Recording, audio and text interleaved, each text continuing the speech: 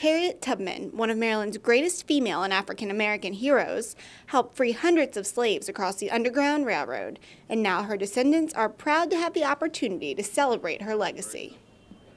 She's an icon, not in the sense of being a president or not in the sense of being an actor or celebrity. She's an icon in her own status. Maryland legislators are also working to honor Tubman. Delegate Susan Lee, president of the Women's Legislative Caucus, is the lead sponsor in the House of 4 bills seeking to memorialize Tubman. It provides an opportunity for the state of Maryland to honor one of its own heroes, a great Marylander, a great American hero. The first bill would allow Maryland to give a Harriet Tubman statue to the U.S. government to be placed in the Capitol. The second would declare Harriet Tubman Day this year in Maryland. The third would ask for that to be a permanent day in the state, and the fourth would ask for it to be nationally recognized.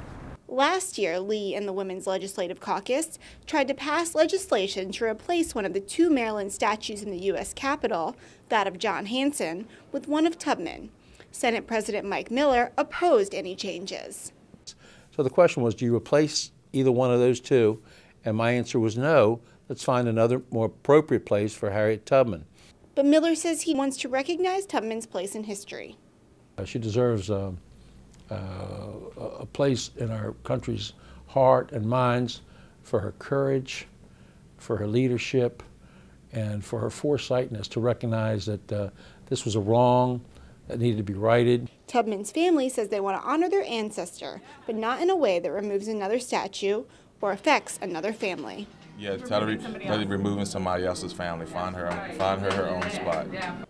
A spot that will mark Tubman's place in the legacy of both Maryland and the United States.